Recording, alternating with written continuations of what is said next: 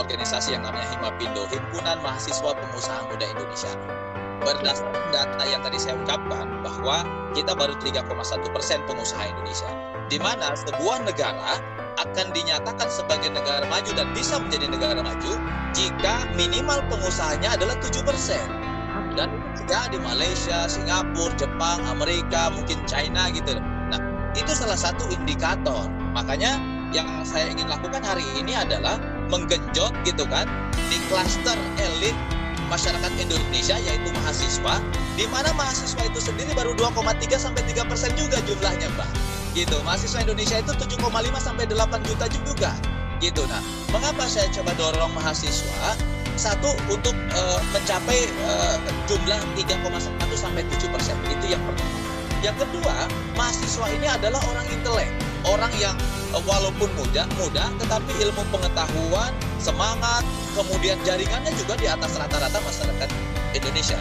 Sehingga saya ingin sekali orang-orang yang punya talenta khusus itu digembleng, diberikan informasi lebih awal untuk memastikan dia ada percepatan untuk menjadi bagian dari pilar ekonomi Indonesia.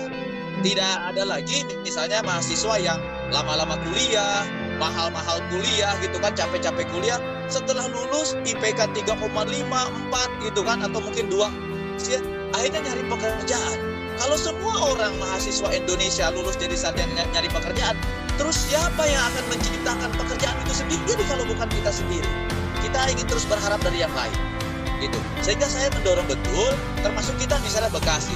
Bekasi itu ada 7.000 kurang lebih berdasarkan data informasi Kepala Dinas Tenaga Kerja. Di Bekasi merupakan kawasan industri terbesar di Asia Tenggara, di mana jumlahnya tidak kurang dari 7.300 pabrik, Mbak. Ini menurut Kepala Dinas Tenaga Kerja Kabupaten Bekasi. Katakan saja dari 7.000 itu ada kurang lebih 300 sampai 500 karyawan, tidak kurang dari 1,5 sampai 2 juta tenaga kerja yang ada di Kabupaten Bekasi.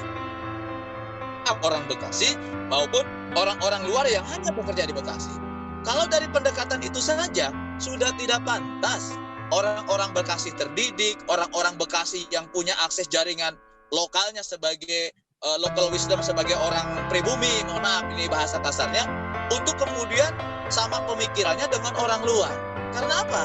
Kita sebagai orang Bekasi punya sumber daya, sumber akses, dan segala sumber kebaikan sebagai sebuah kekuatan untuk menjadi bagian dari subsektornya atau subsistemnya pengusaha-pengusaha internasional yang ada di Bekasi. Termasuk saya misalnya sebagai anggota DPRD juga, alhamdulillah qadarullahnya bisa menjadi pengusaha di bidang limbah gitu kan. Ada juga usaha saya di bidang kerjasama penyediaan tenaga kerja misalnya sesuai dengan peraturan perpemagangan. Kemudian saya juga ada perusahaan saya di bidang landscaping, kebersihan. Itu kan semua kerjasama dengan perusahaan-perusahaan multinasional. Dan juga banyak sekali orang-orang Bekasi yang jauh amat sangat lebih sukses dari saya baik usaha apapun termasuk properti. Nah, maksud saya ini biar menjadi pemicu bagi masyarakat Bekasi dan Bang Azmi misalnya sebagai putra Bekasi yang jauh lebih muda dari saya sudah melakukan langkah-langkah jauh lebih luar biasa mungkin dari saya sebagai seniornya gitu. Dan ini harus ditumbuh kembangkan di masyarakat Bekasi sehingga tidak ada lagi nih pemuda Bekasi, mohon maaf kalau sedikit segmented gitu ya, pemuda Bekasi, sarjana Bekasi, jangan lagi berpikir menjadi pekerja. Mereka layaknya menjadi pengusaha di kampung sendiri. Kenapa? Itu sangat dibutuhkan ketika internasional pengusaha-pengusaha internasional datang ke kita mendirikan pabrik. Itu kan turunan bisnis ke bawahnya kan sangat luar biasa.